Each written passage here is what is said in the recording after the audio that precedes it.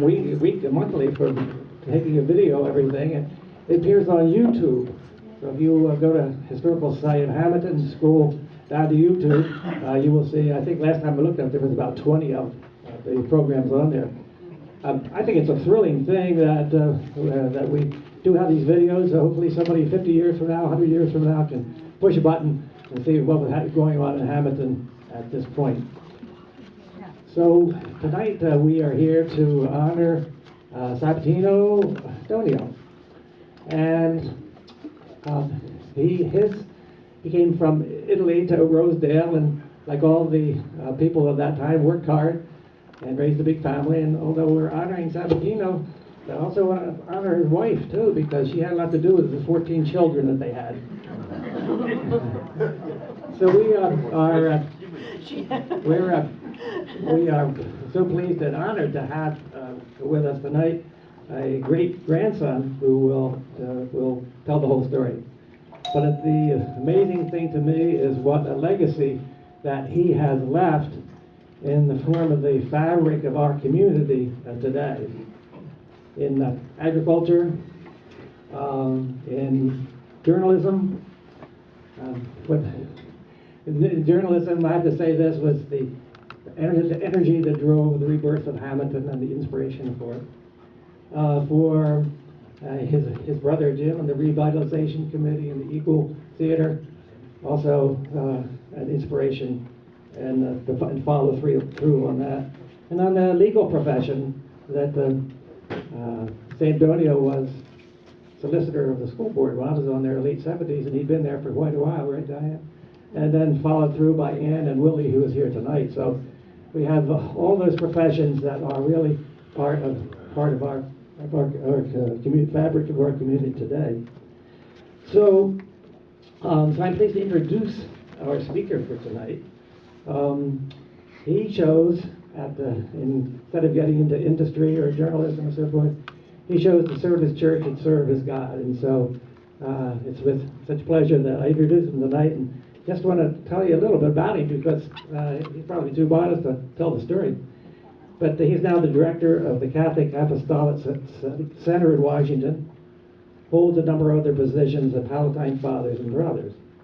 His academic background includes degrees in history, church history, Catholic theology, adult spiritual formation, and church management.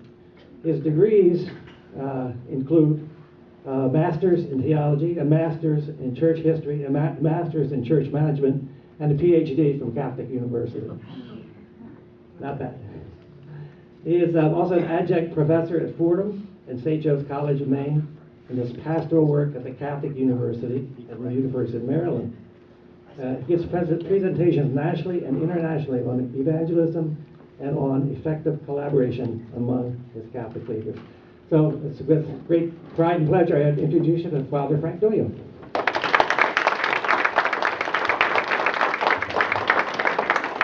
Well, I'm not sure if I'm going to need this. I don't. Can you all hear me? Okay. I think that would make life a little easier for me, and I think for you. I was saying to my brother Gabe a little earlier today that I think in the almost 31 years that I've been away from Hammonton, lived away from Hammonton, I think this is the first time that I've come back to do any type of presentation. And I've certainly given homilies and been at masses and things like that and connected. But I realized that on the way up in the car today, this is probably the first time to come back. And I think this is very appropriate to come back and to celebrate the person who is my great-grandfather. Mr. Parker's mentioned some of the accomplishments of the children and grandchildren of his oldest son, but it's a much, much larger and much, much broader family, and some of whom are here tonight, and among cousins and various relatives who are here from both sides of my family, friends and others. If we could just also, when I take I'm not going to launch into a prayer, so don't worry, I'm not launching into a homily. But we've had a couple of significant deaths, one that was associated with the Historical Society. Lou and Ann DeChico, by the way, they were very involved in the youth group at St. Joseph's when I was in high school. So they were really wonderful people. So we want to just take a moment to remember Anne's Lou's mother, yes, Lou's mother, and then also Gus Tavares, and who died, and whose viewing was this evening. And this, the silver coin was certainly a place where I spent a lot of time as a high school student, and sat in that one table as you come in, where Gus often was, and George, and various of my relatives would be sitting there as well from both sides of the family. So we just take a moment of silence to remember them and commit them to God.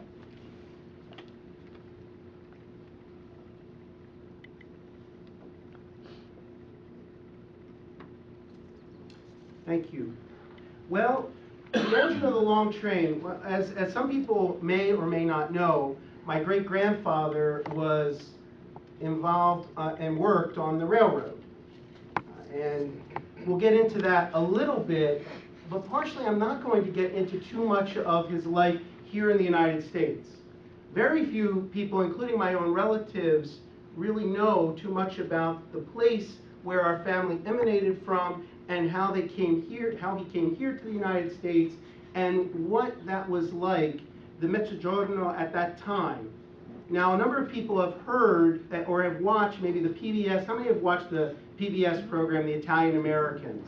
Okay? And it's great because that was just very recent, and we see what was going on there in Italy, in southern Italy and Sicily, at the time of this massive migration. And part of the work, research that I've done over the years is on immigration history. But this massive migration, not just here to the United States and Canada, but throughout South America and all the way as far as Australia, did immigrants go out of Italy because of the situation there, which we'll get into in a moment.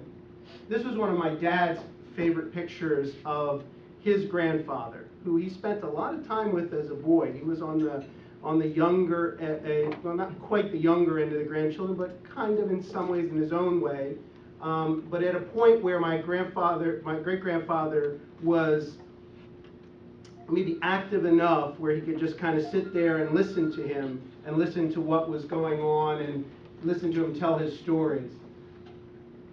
This is the long train, the 14 children, and we'll get into them toward the end.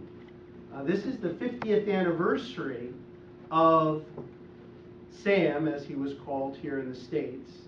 He was baptized Sabatino, but when he came here to the States, he kind of shifted into Sam, which is where a line of Sam Donios have come from, including one who's sitting over there. And so we'll talk about them, and he marries Anna Sion, and we'll talk about that in a few moments, because there's a lot of Hammonton interconnections and Rosedale interconnections with that name as well, whether it's rodeos or lemons or a variety of people. So this is not just, it's a typical Hammonton story. Lots of interconnection that goes on. Longano, Isernia, Molise. This is in southern Italy, in the area of between Rome and Naples, but on the eastern side of the Apennines. My father would remember hearing often from his grandfather about how the pine trees and how lush and how green, and he wasn't sure if he was telling them stories until we went back there in 2000. We were supposed to go in 2001.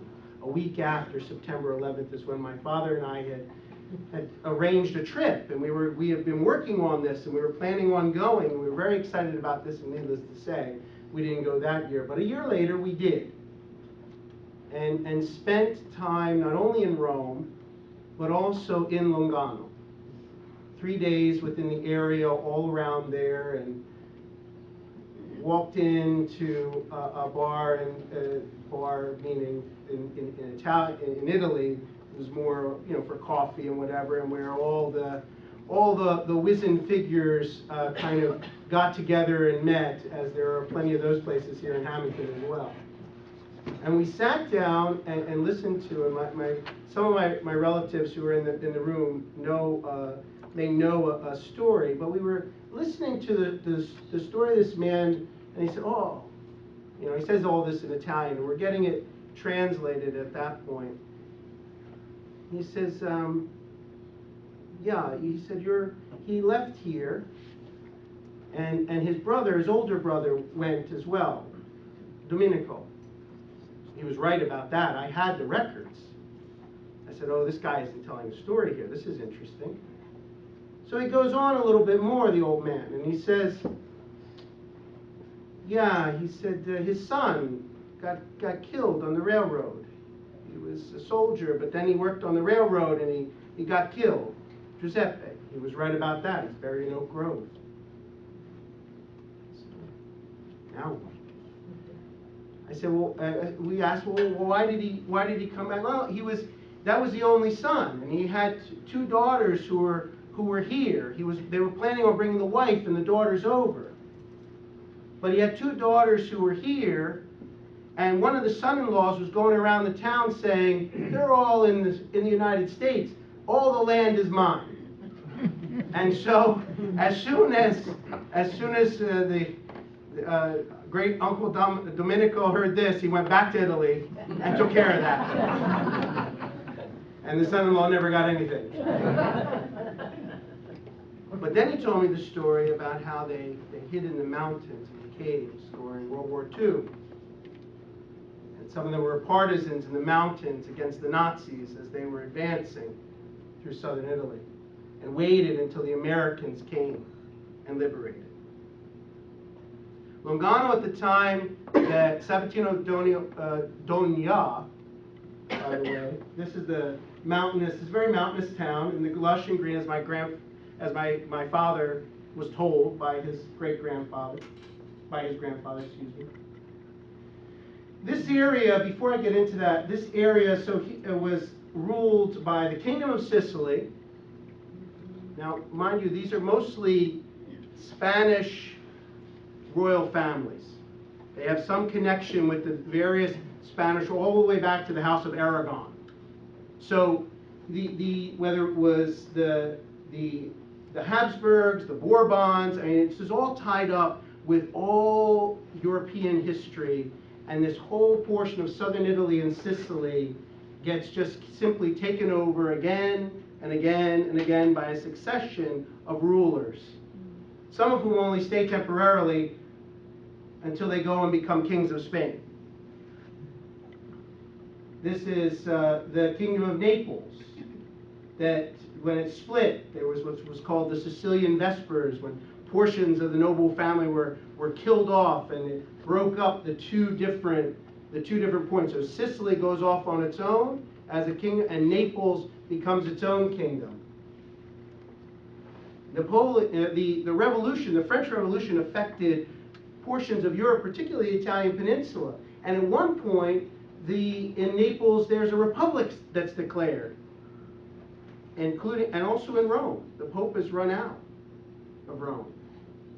So the desire is to foment revolution. This was all through the 18th century and in through the 19th century in the history of Italy. They declare a republic. Later, Napoleon installs his older brother, Joseph, for about 2 years, and then he installs someone else until Napoleon's defeated in 1814. The only reason I put this here is that Joseph then comes to Bordentown in exile, would you believe? And then returns. He stays for about 20-some years and then returns back to Europe. So you never know where these exiled nobles will end up. So this area of Abruzzo Molise became a separate region in 1963 of Italy. But it was this portion that was on the Adriatic and then came over to the Apennines, kind of like this. This is the Kingdom of Two Sicilies, or also called the Kingdom of Naples, usually in English. From 1816 to 1860, when the Italian Republic, the Italian Kingdom was declared in 1860-61. Notice all these different pieces that make up that coat of arms. These are all the different rulers over those areas, over those centuries, from the medieval times all the way up.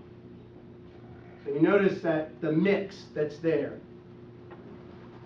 And then the Italian Kingdom, which lasts until after the war. And when Italy lost the war, then a republic was declared, which is the current government, albeit with prime minister after prime minister after prime minister over these last years. The reality is that the Kingdom of Italy, as you may have seen on that program about the Italian Americans, the Kingdom of Italy was disinterested in the South. And what started to happen, because the South was a farming area, it wasn't interesting to the North. This wasn't the area where manufacturing was it wasn't the area where commerce was. It wasn't the area where education was. It wasn't the area where wealth was. And so it became more and more and more neglected. And so it's no surprise that after 1861, especially when we get up to about 1860, 1870, 80, 90, up until about 1920, that you have this massive migration out. Millions of people leaving southern Italy and Sicily and going to, as I said, here to North America, to South America, and then also to Australia. Because there was work, there were jobs, there were possibilities. And Sabatino was one of those people. That's why he left. The town of Lungano had 1,200 people when he was born. Today it has less than 600. More than half of the town is no longer there. Why? Because there's no opportunities. As the people even today will say, all of the children, all of the grandchildren tend to go away.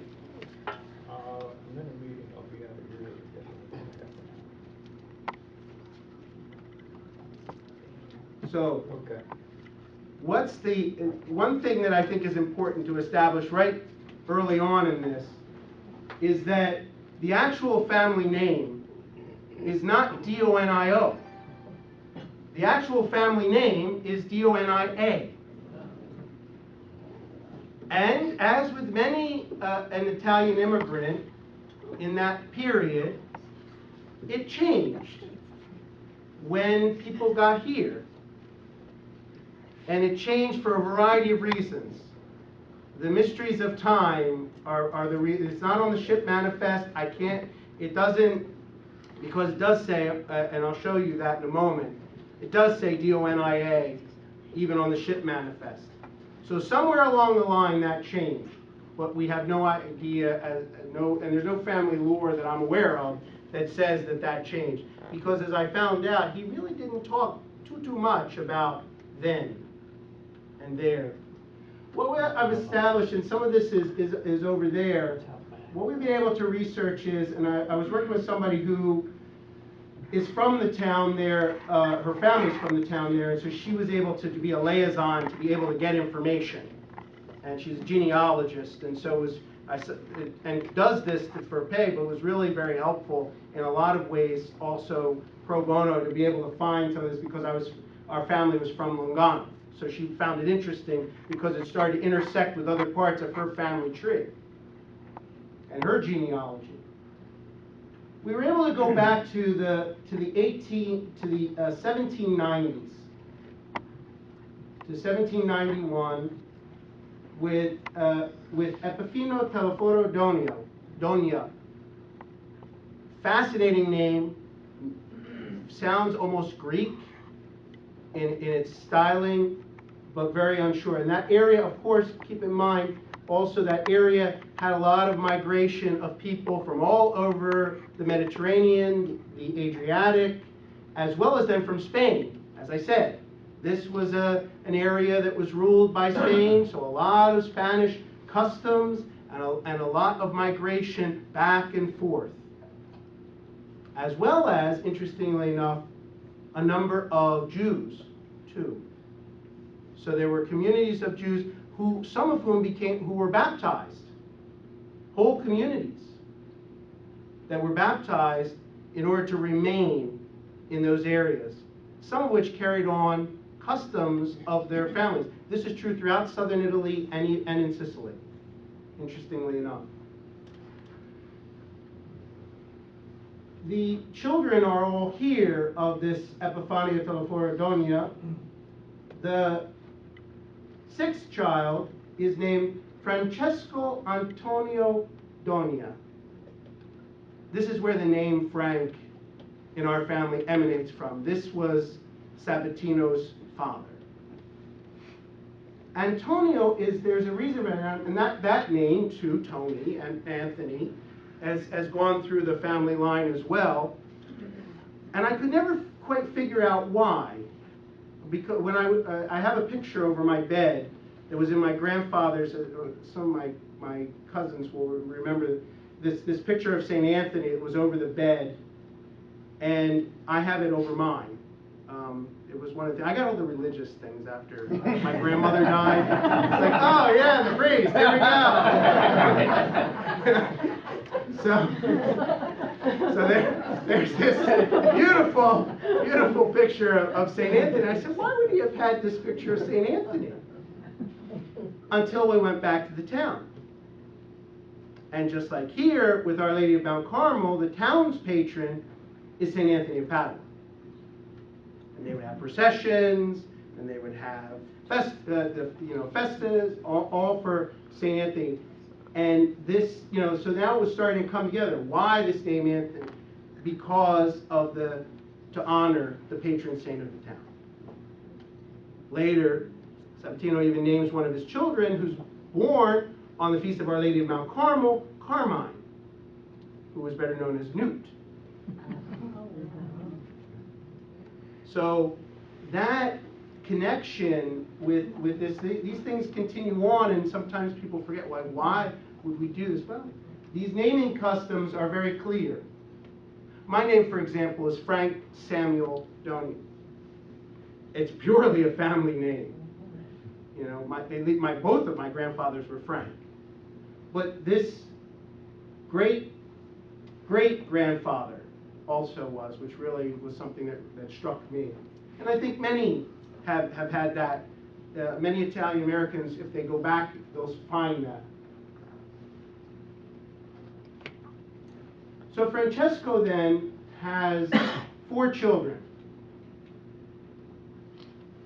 Only two of them really live. 3, but the one dies fairly young, Domenica.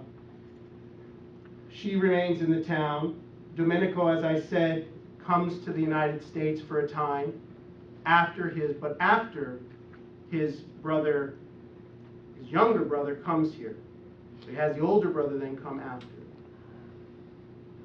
And then Sabatino comes in, as we'll show you in a moment. He's born then in 1871. It was funny, if you ever have to look for records, it's really kind of a funny situation. And we couldn't find a birth record. We couldn't find a baptismal record.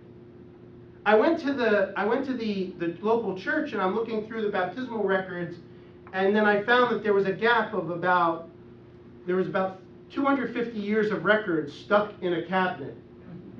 And I'm going through these records, and about 20 years, it was 50 years worth were missing. They were destroyed in the war, a portion of them. But we go to it turned out when my father and I got there, we would go to walking around town, and we find out then that the mayor of the town is a relative. That's not surprising. Is a relative. And when he found out that we had some distant relation, and all of a sudden everything everything opens. and we can't find this birth record.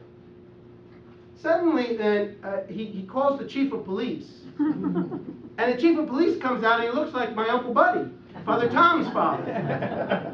I said, oh my gosh. These people, and they all had the nose. They all had the nose that so many of the Donios had. It was amazing. It was that disconcerting in some ways when you were there. But he comes out with this book. They pull the book right onto the desk. Open up the book, and there's this piece of paper in there that was put there in 1871.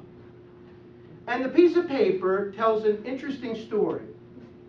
Because the family were goat herders and shepherds. Now Francesco, his father, was mayor of Longano. But he was also a shepherd and a goat herder. And in the winter, what they would do is that they would go down from the mountains down into the plains where it was warmer to be able to graze, not too far from the Mediterranean Sea, to be able to graze the goats and the sheep. The reason why we couldn't find a record is because the records weren't in order, because in February, while they were away, that's when Sabatino was born. Because the whole family went. Not just the men with the sheep and the goats, the whole family went and relocated to their winter location.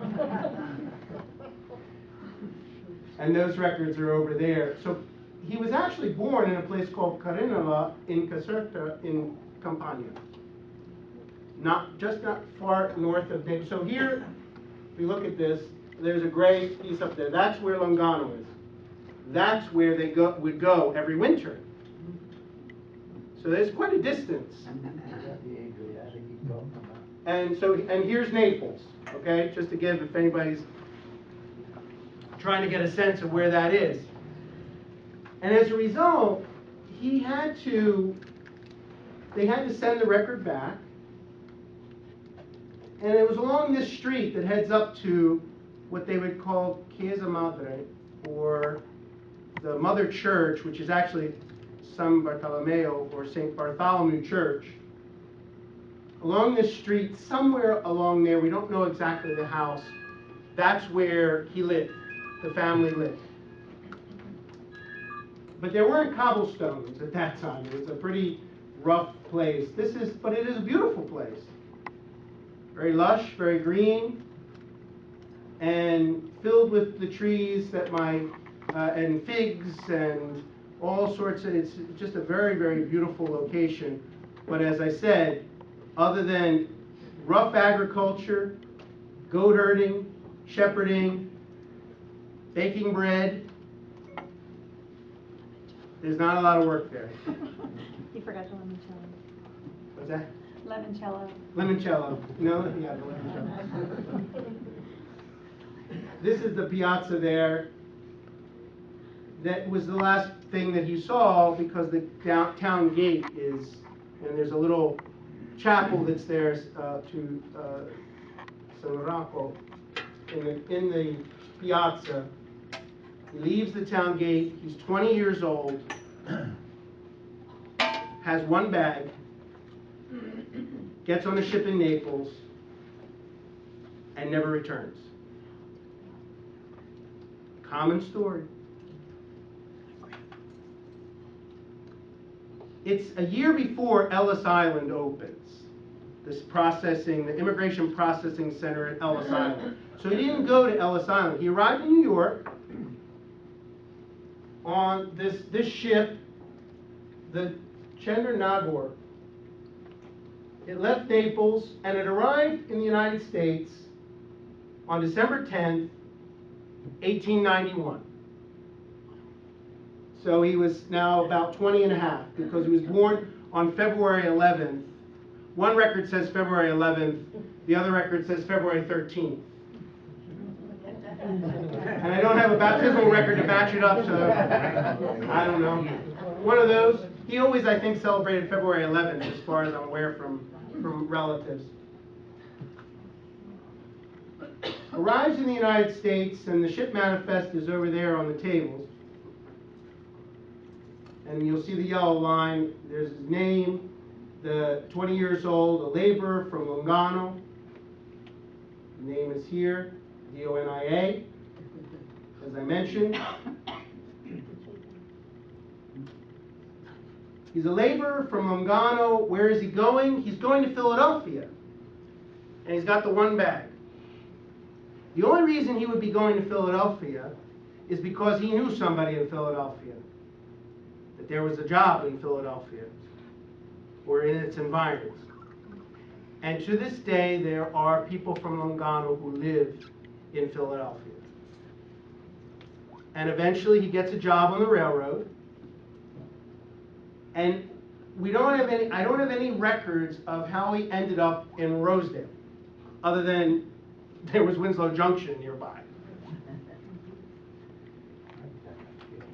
He then meets, there's somebody else working on the railroad, Mr. Sion, who has his, and Joe Rodeo can tell this story better than I, because these are relatives on that side of the family. And this came from the Rodeo family, this particular listing here. And Mr. Sion says, you know, I've got daughters.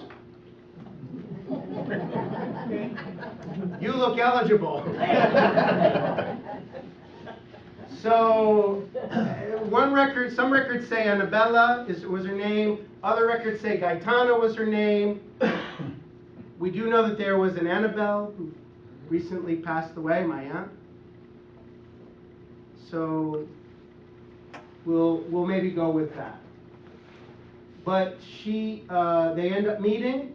She was born on March 4th, 1880, dies on June 8th, 1973. I remember as a kid going over because my grandparents' house was next door. My grandfather was the oldest, so he built next door. And I remember going over. And my older cousins will remember them more than I just remember my great-grandmother in the hospital bed being taken care of by my two aunts, Margaret and Edith. But you know, these were both of them were people who lived, think about this, into their 90s. Next week, on May 16th, will be the 50th anniversary of Sabatino Donio's death. He lived till 1965, born in 1871.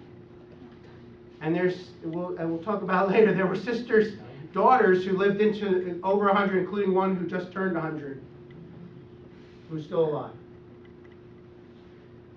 They're married in St. Joseph's, but not the 1919. This is 1919 St. Joseph's. Next to it, both of these were destroyed at the building of the current St. Joseph's Church in 1964. And this one that was built in 1886 is where they were married. So this what became a chapel later. Not by a Palatine, not by a member of my order, because we didn't arrive in Hammonton until 1901. But then remained here for 102 years. If you want me to come back and tell that story, I'd be happy to. Because it has a long story, and we still are here, by the way, because the cemetery for my province of Palatines is in Holy Sepulchre. So we still have a presence here. There's the marriage record from now St. Mary of Mount Carmel Parish, from St. Joseph's, where they were married, which was on October 9th, 1897. October 9th, 1897. Years later, a grandson and great-grandson and great-granddaughter-in-law got married on the same day of October 9th.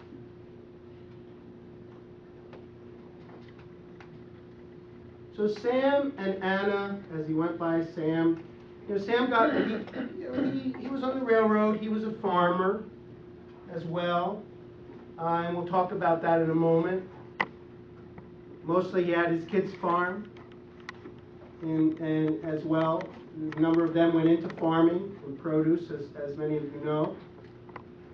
But various other professions. Some of them were involved in the clothing industry and seamstresses, and others were involved in a variety of other pursuits. Many of them went to different areas of the country or different areas of the region here. The oldest was my grandfather, Frank, born in 1898. And then you see the list here, Anthony and Lucy. Lucy, who lived to be over 100. I remember going to visit her one day. She lived in Philadelphia. And one of my community members, some of you might remember, Father Bob Nolan, his mother died, and at St. Monica's Parish is where they had the funeral. And so I said, oh, my great Aunt Lucy is there, and Cousin Eddie, they're somewhere around here. Let me find if I can find Durford Street. So I did, and I walked by and then I found it. I go inside, and there's Aunt Lucy in the front pile, and it's Eddie, and Eddie Capuano was finishing off all of her stories. You know, she's 101. And I said, well, Aunt Lucy, because he tried to explain, she wasn't quite, you know, she was 101, so she wasn't quite who I was and what the connection was. And I said, I said, Aunt Lucy, I said, how come you left Hammonton? She said, well, she said, my husband came along, and my brother Frank, he was sometimes a tyrant, so I left. And then Eddie said, but this is Frank's grandson. She didn't say anything. I don't know. But well, the interesting thing was, you know, growing up in Rosedale, she made sure when she bought the house that she lived in, I think it was for 70-some years. When they bought that house, it was across from a cemetery of a Methodist church, which was open ground in Philadelphia. She could look out of her window every day to open ground and see grass. And that's why she bought right there. Because it reminded her of home. It reminded her of Rosedale. The rest are, you know, this was at the Silver Fox because Aunt Mary Perna was, you know, that was their place, the Silver Fox. So this is where this 50th anniversary, and that's what this is, the 50th wedding anniversary. It's all 9 sisters, 5 brothers, all together. Probably a wonderful, for me, a really happy thing was I was able to, when I was ordained in 1994, I was able to take a picture with all 9 sisters, which was really neat. The only ones who are left is Aunt Anne, who is in Texas. She was in the military nurse. Her husband was in the military, an officer. They retired to Texas, raised their family there, and she just turned 100. And is just outside of Fort Worth. Aunt Edith and Aunt Gloria, it shows her here, so Aunt Gloria Capuccio, they are still among us, and that's it's, you know, a fantastic legacy that continues. So the railroad and the farm, here's Winslow Junction, and then the homestead. Initially they had a house that was along Old Forks Road. It's not there anymore, but there was a house there, and then this house that's still there, and then the house next to it that was the home of Frank and Millie, the oldest, and his wife, and also then my own father, and uncle and sister. So a lot of shuttling back and forth. You can see the farmland, of course, even to this day in the back. This is a Google shot. Google's taking everything you think. So here's this man. Was it one of these remarkable lives? I mean, remarkable in the sense of tremendous accomplishments that the world would see as accomplishments? Well, I think if you have 14 children, that's quite the tremendous accomplishment. I think if you can sit there and eat one bowl of ice cream with 2 spoons well into your old age with you and your wife, and still have that kind of tenderness with one another, I think that's an accomplishment. Certainly a family that has done all sorts of things. I won't get into listing because it's too long, it's too numerous, and it is an amazing thing that this man would get on a boat, on a ship, at 20 years old, with one bag and the hope of a job, and his family would still be here in this community that he came to, where he was married in. As they say, who does that? But this story is not much different in some ways than a lot of the stories of the Italian Americans who came and the Italian Americans of Hammonton, and who have contributed to this community together with those who came before and those who are now here and have come after and still come.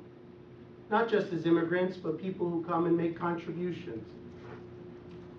And that's a beautiful thing, and one that we can sit and appreciate, and you see the tenderness between the two of them. He died, as I said, 50 years ago, next Saturday, on May 16th, 1965.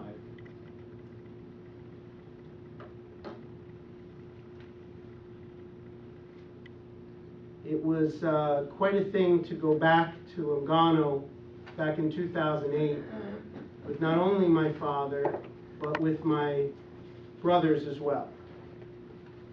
And to stand in that church that he was baptized, most likely baptized in, even if we couldn't find a record,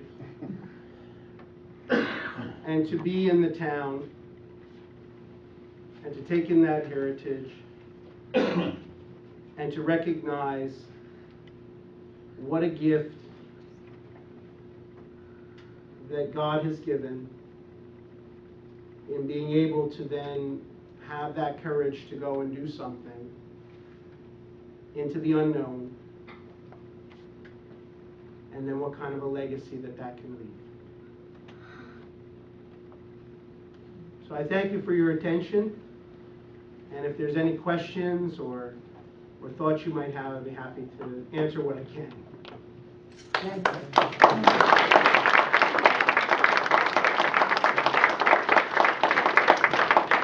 I have a question. Sure. Probably the most minor, of course. But did they have herd the sheep and the goats all the way to from the summer residence to the winter residence? Yeah, that kind of migration was a very common thing. You would come down from the mountains and then move down into the areas where you could keep your sheep and your goats alive through the winter. And then you would move back up into the mountains, then come summer. So it was yes, they would herd them down. But they would be going as groups. Yeah, we have to understand that it's not just one family. This would be multiple people who were shepherds and goat herders, and they would all go in groups. If you've ever seen films with people, there's lots of shepherds, but what people don't realize is whole families would go, and would make these migrations and set themselves up in those other locations. How long it would take them to? I have no idea. I mean, it's a lengthy by car to that location. Will take from Lugano would take about, even on the superhighway that's running kind of up and down the Italian peninsula, I think would take about 2 hours by car. So imagine, over and up and down and on all kinds of interesting roads. I said, you saw that cobblestone street? That they did in the 20th century. It was all mud prior to that. And the animals would live underneath the house. And it would also it would warm the house up too, because they were underneath. So the warmth would come up, and a lot of other things would come up through the floor. Did he retire? How long did he work for the railroad? Did he retire It's- from there? Did he I don't have any of that information, no. I stayed out of what happened after the United States, other than he had the kids. But I remember two things. One of the things he always would tell your father, he would say, go fetch me that check. He always had. Fix that railroad. They never expected me to live this way. The pension check. Maybe, and there are some of my relatives here, and others who are from the area there and knew him. Maybe somebody would be able to fill that in, but I don't What's know. that, The retirement, when he was retired. Yeah, you know? he retired, and I But think, when, do you know? well, when he turned 65, and whenever he would go Oh, pick up okay, his yeah. check. Well, now that this- makes sense, sure. This came from your father. Okay. He figured that he was getting something for nothing. Right. And he would say, ha ha, took advantage of them again. Keep in mind that he Yeah. could not read or write. And he had my grandfather read things for him, and then he would put an X, or he would try to sign, but he could not read or write. This is another remarkable thing. But again, very common of the time. And he built those chairs. The chairs and okay. Feel free, my cousins who are here and relatives who are here, feel free to fill in, because as I said, I stayed kind of on the other side of the pond here. I'd like to tell one story. Okay, yeah, He, of course, your uncle Sam, the attorney, he always referred to him, which is his grandson, as the crook. That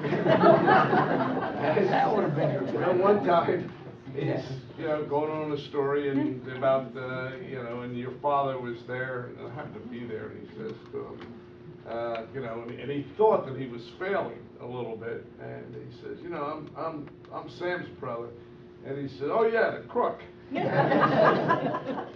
Why do you say that, Grandpa? Didn't he just do some work for you? Yeah. He says, and did he charge you? No, he says, come to think of it, that crook, he never did.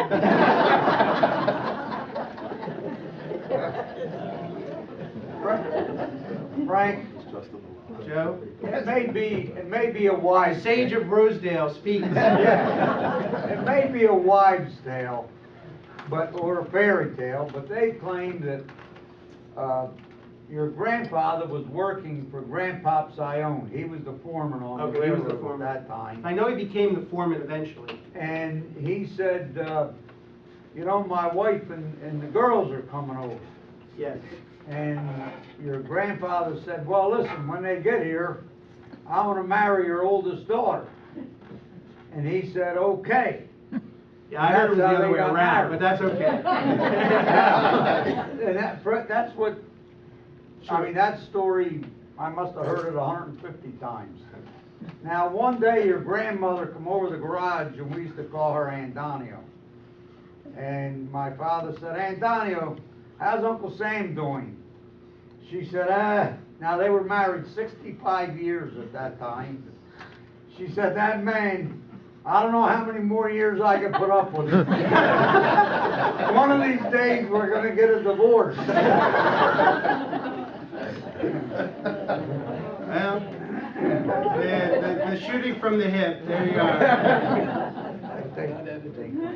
What was the age difference? How many years did they have the 14 children? Well, I think, here's the birth dates here. Let's pull those back up here. Okay, so from 1898, first child's born, the last child's born 1927. Now, I would, and I didn't ask too many questions. Let's be realistic. In this period, as up to today, when you have gaps, there's usually a reason for those gaps in years. Okay, so there may have been a child, and so that that may be what went on there. We don't know. It wasn't really, in families often those things weren't necessarily talked about in that era. So that may be what some of the gap periods are. Well, so how old was he when they had the divorce? Kind of a change of life, maybe. Well, and as the, you know, as the point, you know, the point's been made, in any large family, then the older siblings become the caregivers as well. And this is what happened in the family. She would go back out and work on the farm right after she got married. Well, and I found that was still the case in Lungano. That you would have these older women who were still dressed in black, you know, in full widows wear, and they were out on the fields because the men were either sitting in the piazza doing nothing, or they were out somewhere else working. And who was taking care of things? It was all in the town. It was the women, and the farm was taken care of by the women. So even what happened in terms of the farm that he had, the fact that the girls and the wife and so, that's what went on back. That was exactly what happened back in Italy, back in Lungano. So this wasn't anything new or strange. Another thing about the cuisine. My father would talk about how my great-grandfather would have red peppers, he'd string up, and he'd take the red pepper and he'd crush it right over his macaroni, his pasta. Hot red pepper is part of that, and bread ovens. Bread ovens, brick bread ovens are two things of that area. And there was a brick oven that was in the yard, and the red pepper is part of that area's cuisine. So again, things that just little things that just keep carrying on, and people don't know years later why did we do that? Well, that was from there. That was from there. Paula, sure. I have a little story. When my mother was born, my mother's Gloria, my Aunt Margaret told me this. My grandmother was 48 when she had my mother. And she gave her to Aunt Margaret, and she said, "You take care of her, I'm done." And that was it, and she kind of You can't blame her. Aunt Katie used to tell stories like that.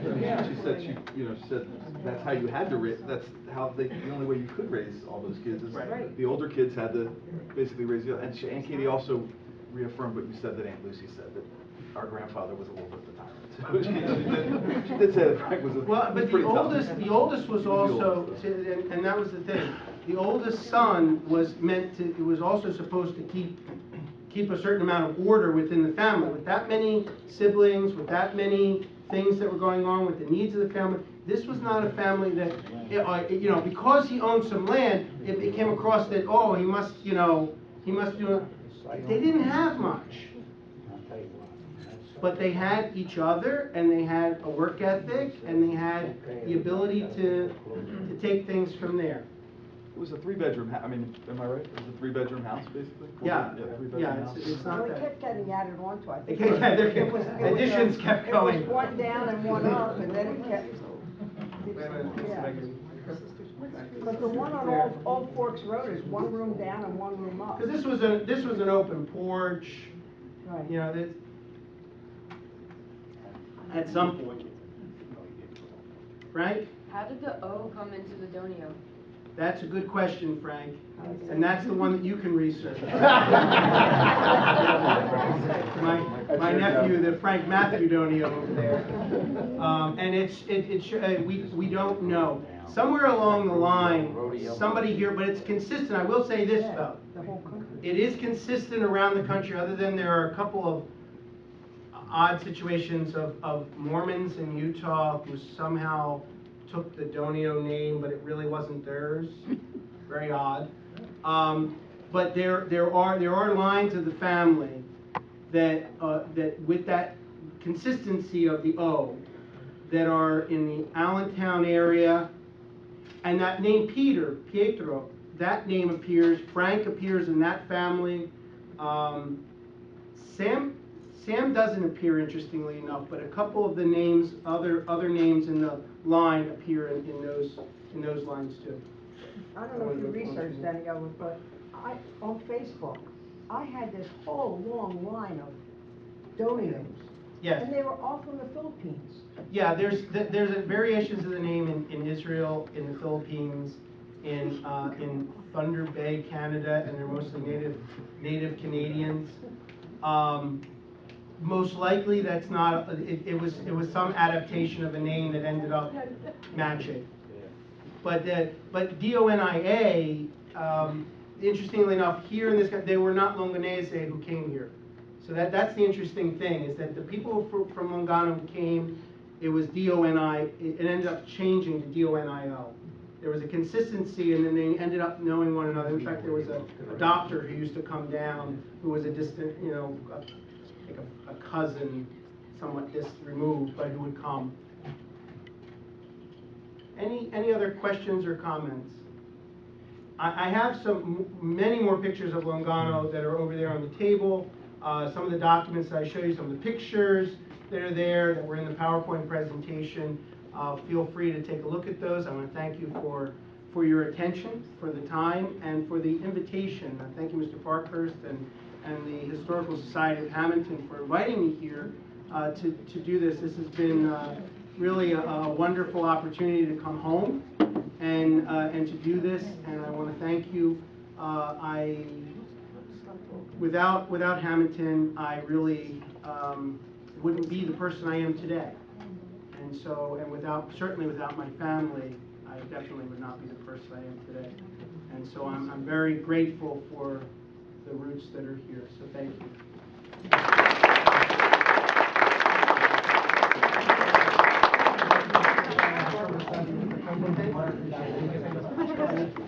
Very nice.